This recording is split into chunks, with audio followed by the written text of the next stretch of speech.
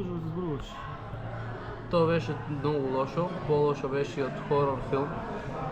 Тоа таму што се што го видех нема да се забрави доживотно. Како одлучи да одма да помогнеш во тој момент? Ја бев први збунен. Првите 5 до 10 минути ја не знаех што се дешава, ја прво мислех те пачка. Но после кога почна да излава чат, густа црна чат, кога почнаа сите да пискат, да плачат, веќе тоа беше ми јасно дека нешто се запалило внатре. Ја не бех сам, имаше и други луѓе, други херои што помагаа таму. И секако ја не бех сам додека ги вадех тие луѓе, тие деца, со помош на другарите. Секако ти сам не можеш да го направиш тоа. Со помош од другите луѓе извадиеме доста повредени, унесвестени. И среќа што ми текна да си ја намокрам мајцата. Тоа ми доста помогна у чатта.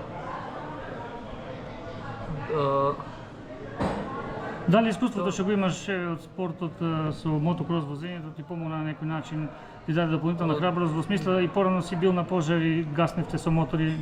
Да. Меѓутоа беше пожар на отворено тогаш, во шума, а сега колку тоа искуство ти значеше? Па, у тај момент не мислиш на ништо, не мислиш дека можеш да го изгубиш и самиот свој живот, не размислуваш на тоа. Едноставно, тоа е многу адреналин, сите се под голем адреналин и едноставно само гледаш да помогнеш на некој, не ја гледаш опасноста колку е голема. За тебе, инаку да кажеме нешто, ти си ученик во Ванчо Прке во Виница, Да. која година? 4-та година. Еве, сега си пред еден друг предизвик да го продолжиш школувањето. Имаш можности од хумани луѓе како еве Благој Механџиски, од други кои те посетија и каде ти беше во посет овие денови, на што ќе го насочиш твоето образование? Малку на поведра тема да поразговараме. Па, јас планирам да го продолжам образованието па во тој смер, во транспорт и шпедиција. Па ќе видиме. Уште не е 100%, не сум одлучил. Тука со нас и Марија Арменска. Јелена, се извинувам. Јелена, за среќа, преживеа на благодарение на мојот другар Јован. Се лекуваше малку и во болница ти? Да, овде на токсикологија, па на Карил и потоа во Скопје бев во Ла Паз, се извинувам, во Шпанија, во Ла Паз, во Мадрид. Таму бев недела дена, кај што беше страшно, имаше и повредени со операција на пластика. За среќа имал Господ, јас и моите две другарки сме здрави, живи, се вративме. Нема да те навраќаме на тој чин, но само колку во тие моменти беше пресудно брзината на тие што помагаа да ги извадат, тие што може да се извадат. Хероите што беа таму беа полицајците, еден стоеше и не гледаше, полицајката максимум се трудеше, пожарникарите, обезбедувањето и тие се цело време трудеа. Првите 10 минути бев при свест, останатите минути не бев при свест и тоа е. Добро, всичко благо еве за ова младо дете и за кој што еве го ја спасил и неговата другарка. Вижте, Малку што да кажеме. Посебна чест ми е што ни направија, да кажам, задоволство да седнеме на маса, да направиме едно, како да речем, реприза на она што го направија, што го доживеа и во исто време да биде порака за идните генерации, за идните учесници во вакви случаи како се жртвуваат луѓето. Тоа е пример. И мислам дека ваков пример не е редок, поготово едни од тие, како да кажем, кои треба се потенцираат во извршената задача, при која не мислеше на својот живот, мислеше повеќе за животот на своите другарчиња, на своите колеги, пријатели кои се знае, не знае.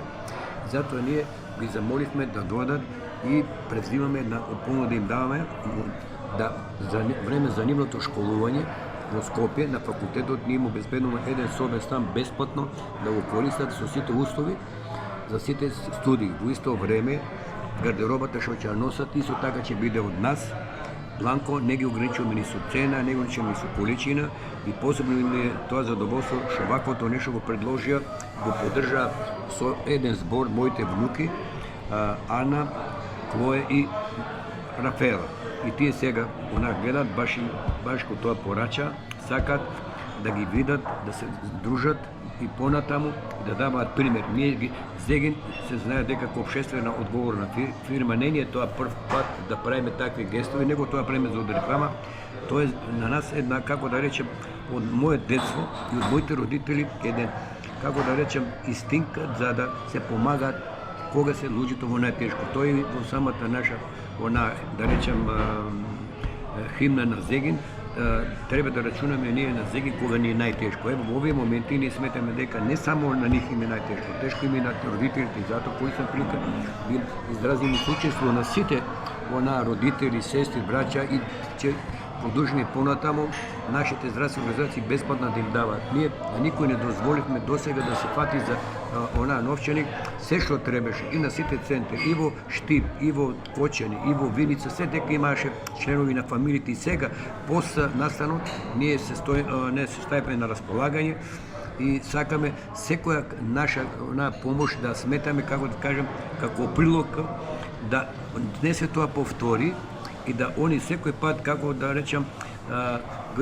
тоа своје херојство го пренесуваат и да речем вака инфицираат своите колеги и колешки да знаат дека кога во такви моменти ваквата хуманост, решителноста на да речем нашиот херој Константинов, разбираше Јован, биде школа и на неговата соученичка, неговата соученичка, која они го спасил животот и видите да просто не знам како да го искажеме тоа, кај да почнеме и кај да завршиме.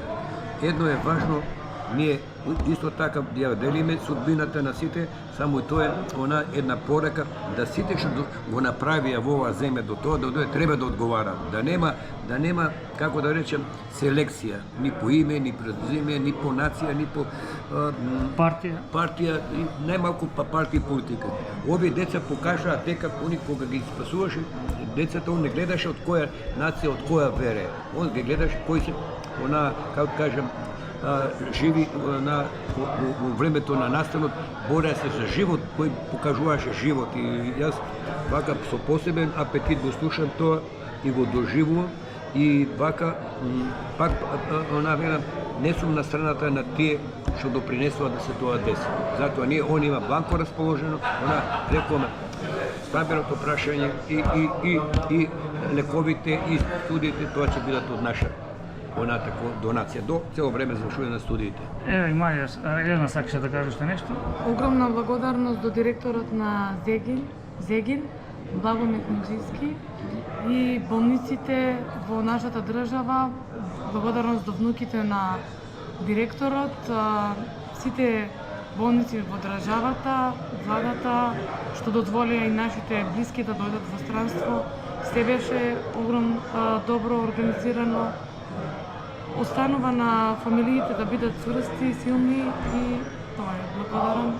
Така што ќе им посакаме на оние кои еве се спасија и на семејствата на загиналите.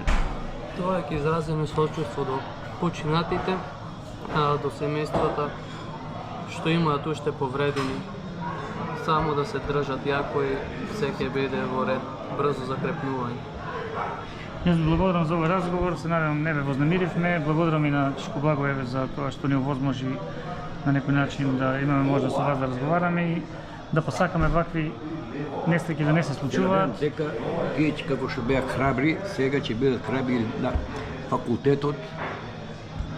Проблема тоа што разговарахме, има добри идни позиви кои ги избираат и сигурно и таму ќе бидат храбри херои, бидејќи нас такви кои се и во животот, веруваме дека и на факултетот ќе бидат храбри и после завршувањето на студиите ќе бидат храбри во своите реални настапи пред јавноста да го покажат своето знаење и храброста и искреноста. Тук имаше искреност во нивната храброст, немаше интерес, немаше тоа за разлика од другите. Уште еднаш ги поздравам чест беше ми и на мене да бидам во друштво со нив и мислам дека нема да е последен пат, ние стоиме секој пат, отворени сме, не само за нив, и за сите кои ба учесници во таа акција и во исто време и до најблиските на жртвите од трагедијата.